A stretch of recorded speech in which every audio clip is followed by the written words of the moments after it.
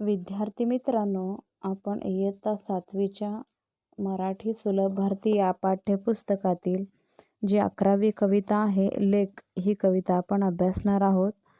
आणि लेख या कवितेचे जे काही कवयित्री आहेत त्या आहेत अस्मिता जोगदंड चांदणे. तर या ज्या कवयित्री आहेत त्यांनी जी लिहिलेली आहे, या पाठ्यपुस्तकामध्ये घेतलेली त्यांची कविता आहे लेख नावाची. तर थोडक्यात आपण त्यांच्या कवितेविषयी थोडक्यात आपण परिचय करून घेऊया की जी कवयित्री आहे, कवयित्री अस्मिता जोगदंड यांनी लेख या आपल्या कवितेतून कवितेतून लेकीच्या निरागसपणाचे सुंदर वर्णन केले आहे.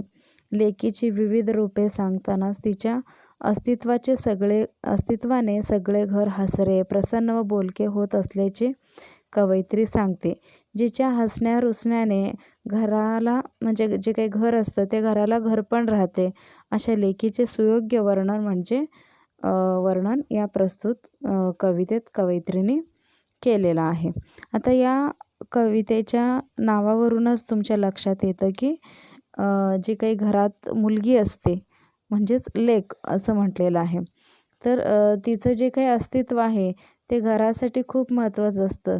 जर घरामध्ये लेक असेल तर त्या घराचं वातावरण कसं हसरं असतं, प्रसन्न असतं, बोलकं असतं. हे कवयित्रीने अस्मिता जोगदंड यांनी खूप छान पद्धतीने या कवितेमध्ये सांगितलेलं आहे. चला तर आपण अभ्यासूया या कवितेमधले पहिली जे 2 ओळी आहेत त्या पाहूया. ओके, आधी चित्र पहा. या चित्रामध्ये आई वडील बसलेलं दाखवलेलं आहे, घर आहे आणि त्या घरामध्ये छोटीशी जी मुलगी आहे म्हणजे ती त्यांची मुलगी, लेक असं तिला म्हटलेलं आहे. लेक म्हणजेच मुलगी असा त्याचा अर्थ होतो. तर पाहिलेलं आहे सगळ्यांनी चित्र. सुरुवात करूया आता. पहिल्या कडवं बघा. लेक तांबड कुंदन, लेक हिरवं गोंधण. आता इथं याच्यामध्ये म्हणजे जी काही मुलगी आहे ती तांबडं म्हणजे लाल रंग, तांबडा असा उल्लेखित आलेला आहे. कुंदन म्हणजे जसं की जे खडे असतात बघा ते. ती लेक कशी आहे, अगदी लाल खड्यांसारखी आहे. लेक हिरवं गोंधण.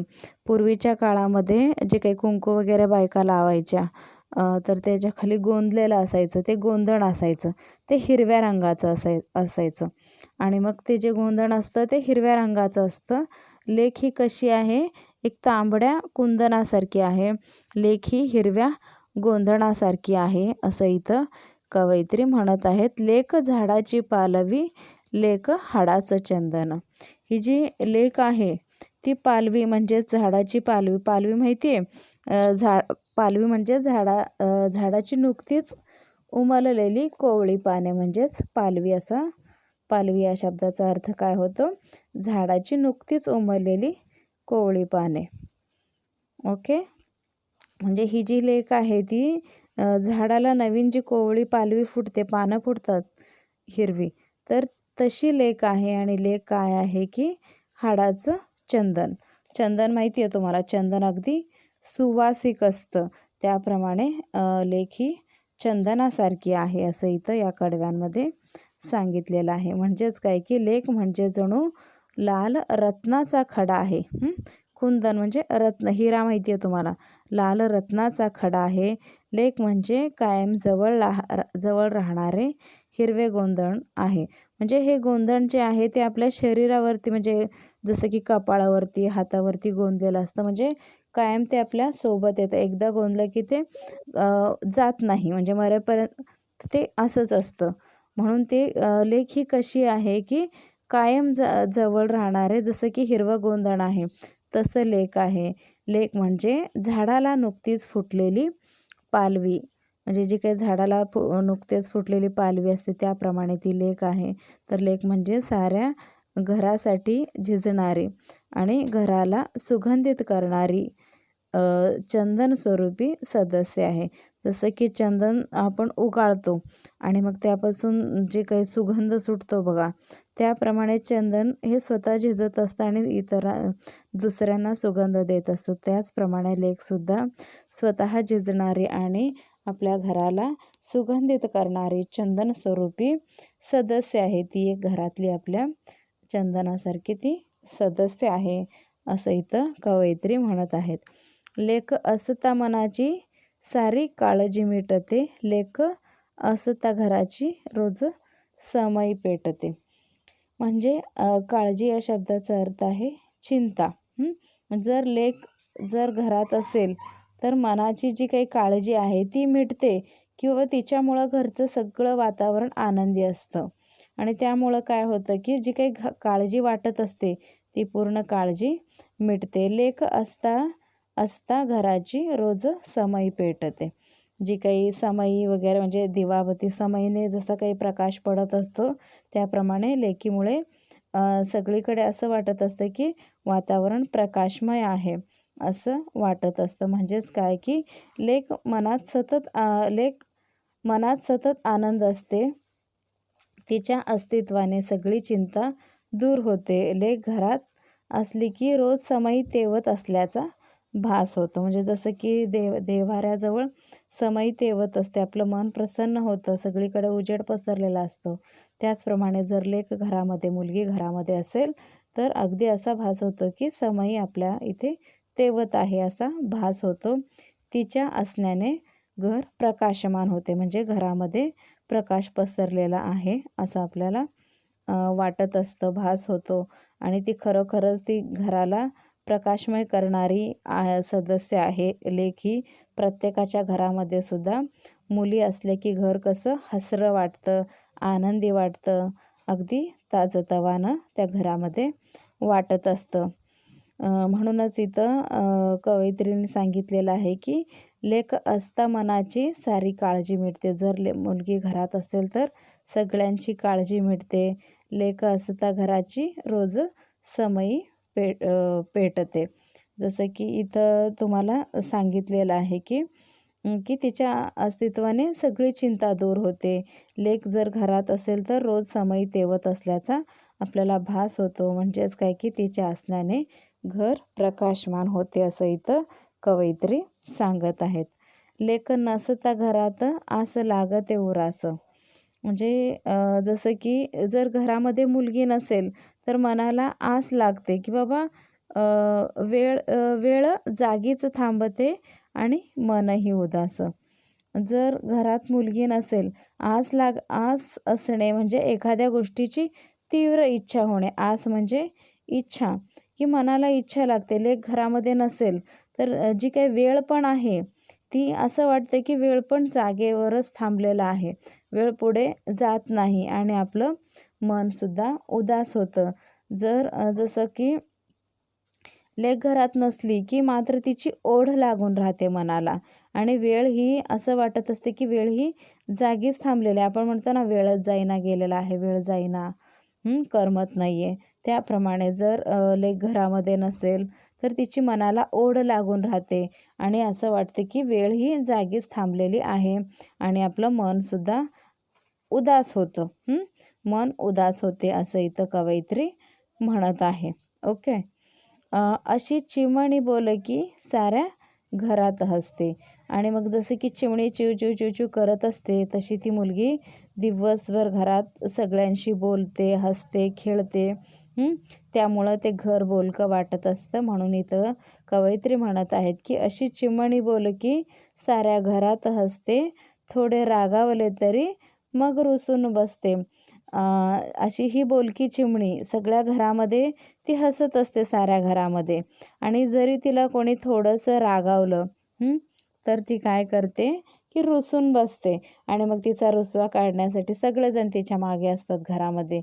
पण ती थोडा वेळच रुसते आणि तिचं जे काही असणं आहे, तिचं जे काही बोलणं आहे ते पूर्ण घराला हवंसं वाटत असतं. जसं की तुम्हीसुद्धा घरामध्ये असलात तरच तुमच्या आईवडिलांना घरामध्ये बसावं वाटतं, करमतं. त्याप्रमाणेच लेक ही पण अशी सदस्य आहे घरातली की तिच्या असण्याने सगळ्यांना आनंद होतो, जर ती नसेल तर सगळ्यांना चिंता लागून राहते, वेळ जात नाही, करमत नाही, घरात मन उदास होतं. म्हणजेच काय की सतत चिमणीसारखी चिवचिवणारी बोलकी लेक सगळ्या घरात हास्य पसरवते, मात्र तिच्यावर थोडे रागावताच ती रुसून बसते, असं इथं कवयित्री म्हणतायत. सारे जगही रुसले तरी पर्वा करू नये. म्हणजे इथं रुसून बसणे हा वाक्यप्रचार आहे. रुसून बसणे म्हणजे रागावणे असा त्याचा अर्थ आहे. आणि पुढच्या कडव्यामध्ये पहा, सारे जगही रुसले तरी पर्वा करू नये. पर्वा न करणे या वाक्यप्रचाराचा अर्थ आहे काळजी न करणे. आता इथं कवयित्री सांगत आहेत की सारे जग जरी रुसले, रागाला आले, तरी काही काळजी करू नका, पर्वा करू नये. म्हणजे पर्वा न करणे म्हणजे काळजी न करणे. सारे जग जरी रुसले तरी पर्वा करू नका, असं इथं कवयित्री म्हणतात. पण आपली पाकळी कधी कधी रुसू नये. म्हणजे ही जी काही, जसं की गुलाबाच्या फुलाचं, एखाद्या फुलाची जी पाकळी असते त्याप्रमाणे ही लेक आहे. पण ही आपली ही जी पाकळी आहे ती कधी कधी रुसू नये, असं आपण तिला घरामध्ये ठेवलं पाहिजे. जरी आपल्याकडे पूर्ण जग रुसलं असेल तरी चालेल, त्याची पर्वा तुम्ही करू नका, पण आपली ही जी लाडाची लेक आहे ती कधीही रुसू नये, असं इथं कवयित्री म्हणत आहेत. म्हणजे जसं की सारे जग नाराज झाले तरी त्याची पर्वा करावीशी वाटत नाही, मात्र नाजूक पाकळीसारखी लेक आपल्यावर कधीच रुसू नये असे वाटते. फक्त लेकीला कळते अरे निसर्गाची भाषा. ही जी लेक आहे आपल्या घरातली, त्या लेकीलाच फक्त जी निसर्गाची भाषा कळते, असं इथं कवयित्री म्हणतायत की काळ्या रात्रीला लागते कशी सकाळची आशा. ज्याप्रमाणे काळ्या अंधाऱ्या रात्रीला सकाळची आशा लागते, त्याप्रमाणे लेक जीवन प्रकाशमान करते. जसं की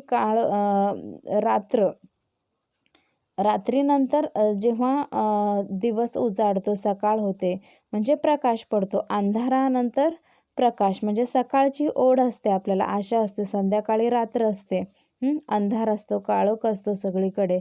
आणि त्याच्यानंतर आपल्याला त्यानंतर सकाळची म्हणजे प्रकाशाची आशा आपल्या मनाला लागून राहिलेली असते. तशी ही लेक असते ना, ही फक्त त्या लेकीलाच ह्या निसर्गाची भाषा कळते. आणि मग त्या काळ्या रातीला लागते कशी सकाळची आशा. म्हणजे जसं की अंधारानंतर प्रकाश पडतो, दिवस होतो म्हणजे दिवस उजाडतो, सकाळ होते, सगळीकडे प्रकाशमान होतो, त्याप्रमाणे फक्त लेकीलाच निसर्गाची भाषा कळते.